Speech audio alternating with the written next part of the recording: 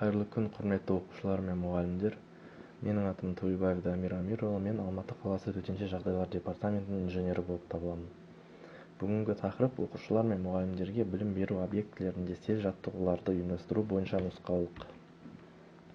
Сел дегеніміз не? Сел тау өзендерінің арналарында және шұңқырларында кенеттен пайда болатын су қоспасының және саз бөлшектерінің ірі тастар мен блоктарға дейінгі тау жыныстары сынықтарының көп мөлшерінде уақытша ағыны. Сел тасқыны ұзақ және мол жаңбырдан, қардың немесе мұздықтардың қарқынды еруінен, су қоймаларының бұзылуынан, жер сілкіністерінен кейін туады. Ол кенеттен пайда болады, үлкен жылдамдықпен қозғалады және көбінесе ондаған минуттан бірнеше сағатқа дейін бірнеше толқынмен өтеді. Сел толқынының тек алдыңғы фронтының биіктігі 15 метрге дейін немесе одан да көп болуы мүмкін. Үлкен қашықтықта қозғалатын сел ағынының дауысы естіледі. Адамдар, тұрғын үйлер, инженерлік және жол құрылыстары апатқа ұшырауы мүмкін. Сел ағынына қалай дайындаламыз? Әдетте сел жүретін жерлер белгілі. Тауға шықпас бұрын бұл жерлерді қозғалыс бағытымен зерттеңіз және оларда аулақ болыңыз, әсіресе қатты жаңбырдан кейін. Әрқашан есіңізде болсын, сел тасқынынан құтылу мүмкін емес. Сел тасқынынан тек оның алдын алып қауіпсіз аймаққа кету арқылы ғана құтылуға болады. Сел ағынын қалай болжауға болады? Сел қаупі туралы ескерту үшін Қазселден қорғану мемлекеттік мекемесінде бақылау және хабарлау қызметі құрылды. Ол сел қаупі бар кезеңде сел түзілуі мүмкін жерлерге қойылатын стационарлық бекеттерден тұрады. Посттардан ақпарат радио байланыс бойынша диспетчерлік пунктке беріледі.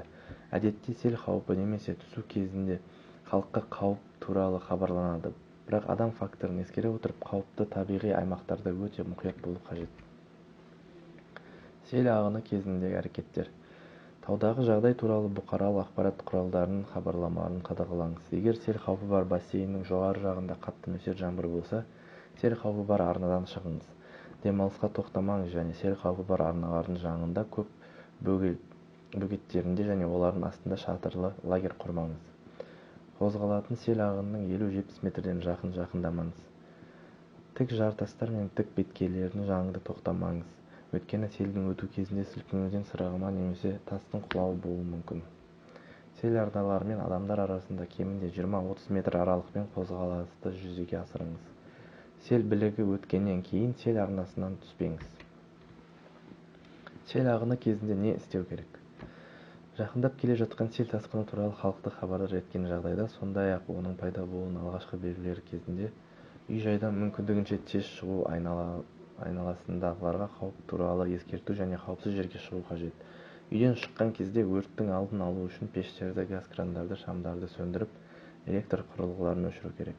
Сел қаупі бар өзендер арналарының жанында тұратын және жұмыс істейтін халыққа 112 қызметін беретін хабарламаларды ескеру қажет.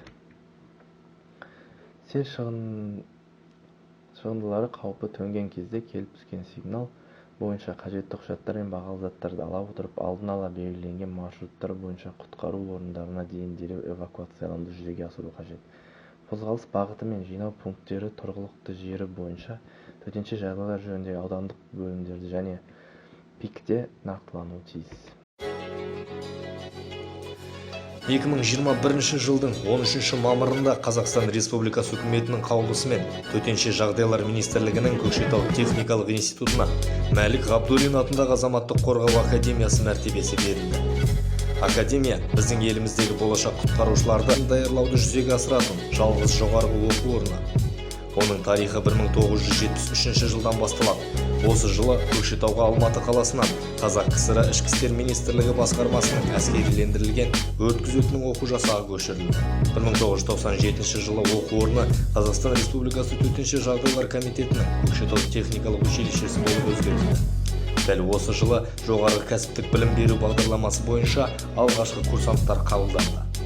2003 жылдан бастап академияның курсанттары мен офицерлері тұрақты негізде Ресей және Беларусь Республикасы төтенше жағдайлар министрлігі оқу орындарына оқуға жіберілді.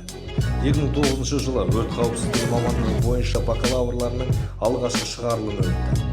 2012 жылдан бастап академия базасында Қырғыз Республикасының өкілдері өрт қауіпсіздігі мамандығы бойынша оқи бастады.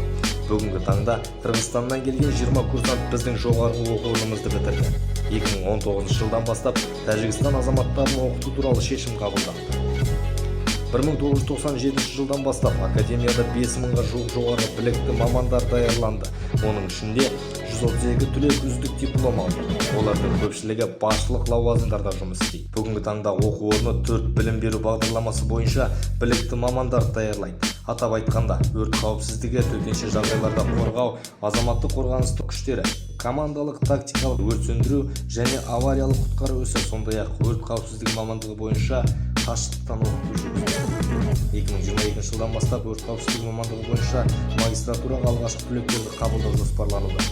Академия жыл сайын 150-ге жуық курсант қабылдайды. Күндізгі бөлімде 600-ге жуық курсант білім алады. Күндізгі оқу факультетінің курсанттарына жоғарғы оқу орнын аяқтағаннан кейін азаматтық қорғау лейтенанты, арнаулы атағы және лейтенант әскери атағы беріледі. Қызмет көрсету өткеру үшін олар Қазақстан Республикасы төтенше жағдайлар министрлігінің аумақтық органдарына, сондай-ақ ведомствоаралық келісімдерге сәйкес басқа да құқық қорғау құрылымдарына жіберіледі.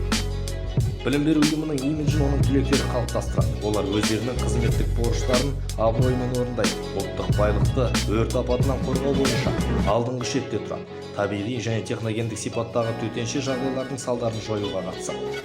Оқу процесіне түрлі төтенше жағдайларды модельдеуге мүмкіндік беретін компьютерлік бағдарламаларды пайдалана отырып, оқытудың жаңа технологиялары енгізілуде.